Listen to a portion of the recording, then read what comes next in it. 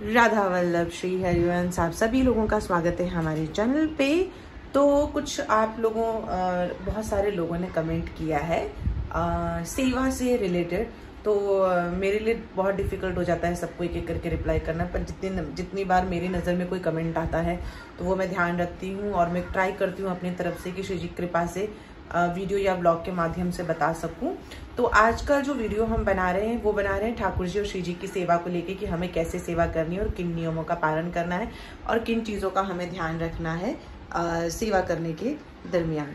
तो हम स्टार्ट करते हैं। मैं सुबह से लेकर रात्रि तक का आपको बताती हूँ, जितनी मुझे मेरी गुरुदेव की कृपा से जानकारी प्राप्त हुई है उस जानकारी के अनुसार जो हम श्री जी कृपा से कर रहे हैं वो आपको बताने का प्रयास करती हूँ। बाकी आप देख लीजिए कि आपको किस हिसाब से मैनेज करना है। तो हम सुबह से स्टार्ट करते हैं, ठीक है। पहले तो आप लोगों को बता दें कि हम राधा वल्लभ संप्रदाय से हैं, तो श्री जी कृपा से राधा वल्लभ संप्रदाय के नियमों के अनुसार ही हमारी जो दिनचर्या होती है वो रहती है। लेकिन इसमें से कुछ बेसिक चीज़ें मैं आप लोगों को बता देती हूँ जो संप्रदाय से नहीं है उनके लिए, कि आपको क्या करना है और कैसे करना है। क्योंकि जब मैं संप्रदाय से नहीं थी तब मैं कैसे करती थी वो बता देती हूँ, बाद में मैं संप्रदाय के अकॉर्डिंग बता दूंगी। तो पहले उन लोगों के लिए जो संप्रदाय से नहीं है, आपको सुबह उत्थापन कराना है, ठीक है। उत्थापन मतलब उठाना। कितने बजे आप ठाकुर जी को उठाते हैं ये आपके ऊपर निर्भर करता है। अगर ठाकुर जी बाल स्वरूप में है तो आपके ऊपर निर्भर करता है आप उन्हें कितने बजे उठाते हैं। मैं अपने ठाकुर जी को 6:30 तक 6:30 पौने 7 के बीच में हम इनको उत्थापन करा देते हैं। उत्थापन करा के हम सॉफ्ट जो रुमाल होता है ना, हल्का वाला सॉफ्ट रुमाल, उसमें थोड़ा सा पानी मिक्स करके और थोड़ा सा उनके मुख को पोंछ देते हैं गीला करके। अगर ठंडी है तो गर्म पानी, हल्का सा गुनगुना पानी होता है ना वैसा उनके अंग को लगे ना वैसा, और अगर गर्मी है तो ठंडे पानी से, ठीक है। मौसम के हिसाब से आपको पानी रखना है। रुमाल में गीला कर लीजिए थोड़ा सा, उनके मुख को पोंछ दीजिए। उसके बाद थोड़ा सा जल आप उन्हें भोग लगाइए, जल पिला दीजिए। उसके बाद आप लगाएंगे पहला जो है वो है भोग, ठीक है, मंगला भोग जिसे कहते हैं। तो पहला भोग में आप उन्हें कुछ भी लगा सकते हैं। जैसे मेरे ठाकुर जी श्री जी दूध नहीं पीते हैं, वो मीठा ही खाते हैं सुबह के लिए, तो हम हमेशा मीठा का ही व्यवस्था रखते हैं। अगर आपके वहाँ दूध पीते हैं तो आप उन्हें दूध का भोग लगा सकते हैं। उसके बाद हमारा तो राधा वल्लभ संप्रदाय में जो है उन्हें पता है कि पद गायन होता है, काफ़ी सारे पद हैं गाने के लिए, जो सेवा करते हैं उन्हें जानकारी है। लेकिन अगर आप राधा वल्लभ संप्रदाय से नहीं है तो फिर आप क्या करेंगे, आप स्नान वगैरह कराइए, उनको सुंदर से आभूषण धारण कराइए। अब आभूषण में कैसा है, ज्वेलरी और वस्त्र कैसे होंगे। अगर गर्मी है तो जैसे मैंने धारण कराया है, आप देख रहे हैं इस तरीके का आप पहनाएं, क्योंकि मुंबई में ठंडी नहीं होती है इसलिए हम इसी तरीके के कपड़े पहनाते हैं, ठीक है। और ठंडी है तो जो ठंडी के कपड़े होते हैं वैसा आप पहनाएंगे। गर्मी में क्या होता है, जो ज्वेलरी होती है वो हल्की हो जाती है, ठीक है, हल्का ज्वेलरी रखा जाता है गर्मी में। और ठंडी में आपको पूरे अंग को उनको कवर रखना है, हाथ में मोजा, पैर में मोजा, टोपी हो गई जो ठंडी के, वो ज़्यादा ठंडी है तो शॉल वगैरह रखिए, इस तरह से सेवा कीजिए। ठंडी में कैसे सेवा करते हैं उसका ब्लॉग आपको मेरे चैनल पे मिल जाएगा, मैंने अपलोड किया हुआ है, ठीक है। और गर्मी है तो हल्का हल्का आपको रखना है जो भी ज्वेलरी का है और पोशाक का। ठंडी है, अगर ठंडी है तो आपको गर्म चीज़ों का भोग लगाना है, यानी कि भोग में। और अगर गर्मी है तो ठंडी चीज़ों का भोग लगाना है। आप समझ गए ना, जैसे कि हमें बहुत ज़्यादा गर्मी लगती है जब, तो हम थोड़ा सा ठंडा पानी पीते हैं, जूस पीते हैं, ठंडा जो फ्रूट्स होते हैं जो ठंडा रखें बॉडी को, वैसा हम चीज़ें करते हैं। तो सेवा में भी आपको वही करना है। और अगर ठंडी है तो हम गरम गरम चीज़ों का भोग पाते हैं, जैसे गर्म दूध हो गया, हल्दी वाला, केसर वाला हो गया, या ड्राई फ्रूट की मिठाइयाँ हो गई, लड्डू हो गया, वो सब हो जाएगा। इस तरीके से आप कर सकते हैं। फिर उसके बाद स्नान आदि श्रृंगार हो जाएगा। तो इसके बाद आप क्या करेंगे, आप लगाएंगे बाल भोग। पहले मंगला भोग लगेगा सुबह उठाने के बाद में बाल भोग लगता है। बाल भोग में आपने घर में जो भी भोग बनाया है वो आप ठाकुर जी को पवाएंगे पहले।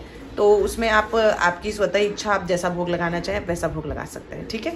अब बहुत सारे लोग पूछते हैं कि स्नान के पानी का क्या करना है, जिसमें हम ठाकुर जी का स्नान कराते हैं। तो आपको वो चरणामृत की तरह ग्रहण करना है, कभी भी पानी को आपको फेंकना नहीं है।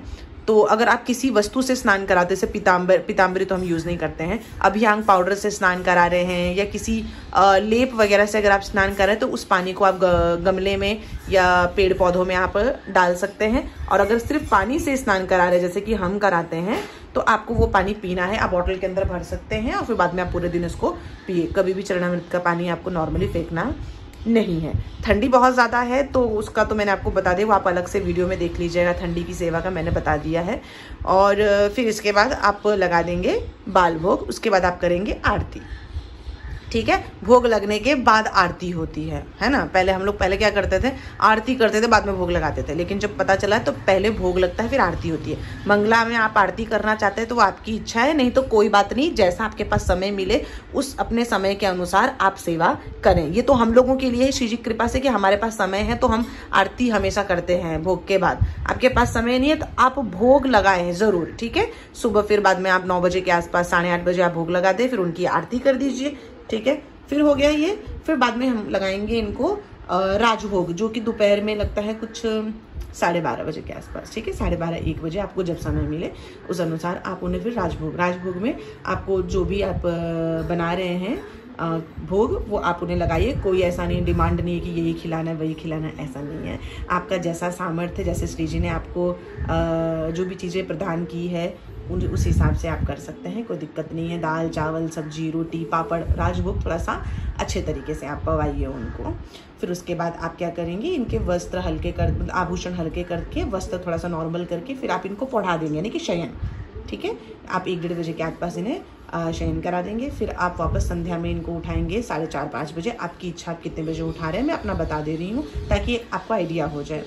हम इनको 4:30 बजे के आसपास पद गायन करके उठाते हैं। आप नॉर्मली भी घंटी मत बजाइएगा। मैं घंटी के लिए इसलिए मना कर देती हूँ क्योंकि आप अगर सो रहे हो आपके सर पे आके कोई घंटी बजाएगा तो आपको कैसा लगेगा और वैसे भी बाल स्वरूप में है तो घंटी बजाने के बाद आप ताली बजा लीजिए, थोड़ा प्यार से उठाए, जैसे कि हम उठाते थे पहले। और जैसे कि हम नंद बाबू को उठाते थे, उच्चो नंद बाबू चलिए, हाथ पाँव दबा दीजिए, थोड़ा सा प्यार व्यार से लाल लड़ा लीजिए। फिर आप उनको उठाइए, फिर अच्छे से मुँह पोंछ दीजिए उनका, फिर से फिर उनको जल पिलाइए उनको। फिर आप उनका श्रृंगार कीजिए अच्छे तरीके से। फिर वापस आप उनको भोग लगाइए। आरती करना चाहते हैं तो कीजिए, वो तो आपकी इच्छा है। हमारी श्री जी के पास अष्टयाम सेवा है तो हम अष्टयाम सेवा के अनुसार करते हैं। आप नहीं कर सकते हैं आरती तो कोई बात नहीं, ठीक है। फिर उसके बाद सीधे संध्या का आता है। संध्या के समय आरती की जाती है। श्री जी की कृपा से हम संध्या में भी भोग लगाते हैं और फिर आरती करते हैं। आप अगर भोग लगाना चाहें तो आपकी इच्छा है। आरती आप संध्या की तो आरती हम सबके घर में होती है, फिर संध्या आरती आप करें। फिर रात्रि के समय भोग लगेगा और उसके बाद भोग के पश्चात आप शयन करा सकते हैं, ठीक है। ये बेसिक सेवा है जो सब लोग करते हैं।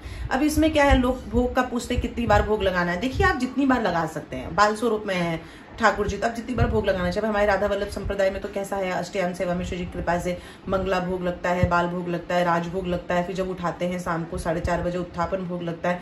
फिर संध्या भोग लगता है 6:30 बजे शाम को आरती से पहले। फिर रात्रि का भोग लगता है, दूध पिलाया जाता है। तो ये बहुत लंबा ही आपके ऊपर है कि आप कैसे करना चाहते हैं। आप जितनी बार भोग लगाना चाहिए उतनी बार भोग लगाओ, क्या दिक्कत है भैया हम तो जब नहीं थी श्री जी की कृपा से अष्टयाम सेवा तभी भी हम श्री जी की कृपा से हमारा जब मन में भाव आता था हम तब भोग लगा देते थे, ठीक है।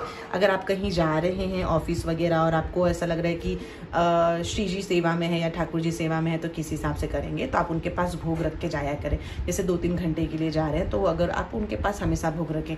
ठाकुर जी को जब दोपहर में या रात्रि में शयन कराए तभी भी आप उनके पास थोड़ा सा भोग रखें, थोड़ा सा जल रखें, ताकि अगर उन्हें भूख लगे तो वो पा सके। बाहर कहीं जा रहे हैं कुछ देर के लिए तभी भी आप उनके पास भोग और जल रख के जाए। जैसे कि अगर मैं कभी जाती हूँ 2-3 घंटे के लिए बाहर तो मैं हमेशा, क्योंकि हमें नहीं पता अगर हम लेट हो गए तो हमेशा उनके पास मैं भोग और जल की व्यवस्था करके जाती हूँ और कह देती हूँ आपको भूख लगे तो आप पा लीजिएगा, नहीं तो आप मानसिक तरीके से उनको भोग लगा सकते हैं। ऐसा भाव करके कि आप उनको, जैसे आप प्राकट्य में हम भोग पवाते हैं वैसा आप मानसिक तरीके से भी उनको भोग पवा सकते हैं, ठीक है। अब इत्र सेवा भी हो जाती है। इत्र सेवा कैसे की जाती है? इत्र सेवा आप स्नान के बाद कर सकते हैं और रात्रि में शयन के बाद कर सकते हैं। ठंडी है तो गर्मी के इत्र लगाने हैं, गर्मी है तो ठंडी के इत्र लगाने हैं, ठीक है। अगर बहुत ज़्यादा ठंड है तो आप केसर लगाएं। मैं केसर रिकमेंड करती हूँ क्योंकि मुझे केसर ही याद है। मेरे को केसर इसलिए मैं रिकमेंड करती हूँ कि वो अच्छा खासा गर्म रहता है। और अगर बहुत ज़्यादा बोलते हैं बहुत ज़्यादा गर्मी है तो आप चंदन लगा सकते हैं, फूल के इत्र होते हैं वो भी लगा सकते हैं। जो मैं लगाती हूँ मैं वही आपको बताती हूँ। मैं चंदन और केसर ये मेरा फिक्स रहता है। और खस है वो भी हम गर्मी में ही लगाते हैं। तो आप जितनी बार सेवा करने चाहें इत्र की आप कर सकते हैं, इसमें कोई दिक्कत नहीं। श्री जी को भी लगा सकते हैं, ठाकुर जी को भी लगा सकते हैं। अगर पूरे श्रीअंग पे नहीं लगाना है आपको इत्र तो चरणों में तो जरूर लगाए हैं आप। तो बस यही कुछ आपके सेवा के जो नियम है वो आपको करना है। पीरियड्स में सेवा ठाकुर जी की नहीं होती है। अगर ऐसा होगा तो मैं एक नेक्स्ट वीडियो आपको बता दूंगी कैसे आपको कैसे पीरियड्स में सेवा का ध्यान रखना है। हम लोग पीरियड्स में गुरु आज्ञा के अनुसार हम सेवा नहीं करते हैं। शास्त्र में भी सेवा करना निषेध है पीरियड्स में, तो हम सेवा नहीं करते, ना हम सेवा करते हैं, ना हम भोग बनाते हैं, कोई चीज़ नहीं करते हैं।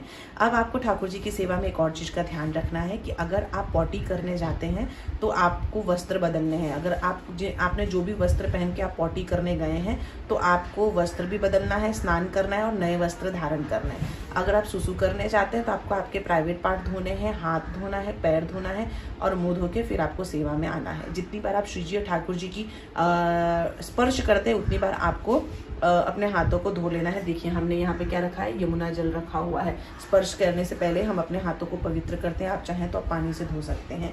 भोग बनाते समय आपको चप्पल का प्रयोग नहीं करना है, मोजा का प्रयोग नहीं करना है जब भी आप श्री जी का भोग बनाएं। और अगर आप लहसुन प्याज वगैरह कुछ खा रहे हैं तो बर्तन श्री जी ठाकुर जी का जो भोग का है वो अलग होना चाहिए। आप किचन को साफ करके फिर उनका भोग बना दें। सारी चीज़ें इस तरीके से आप मैनेज कर सकते हैं। अगर मैं कोई भी पॉइंट अगर मैं भूल गई हूँ, क्योंकि होता है ना कभी कभी वीडियो बनाने के टाइम पे याद नहीं रहता, अगर कोई भी पॉइंट मैं भूल गई हूँ तो आप कमेंट करके पूछ लीजिएगा। मेरे को समय मिलेगा तो मैं आप सबको उत्तर देने का प्रयास करूँगी। श्री हरिवंश।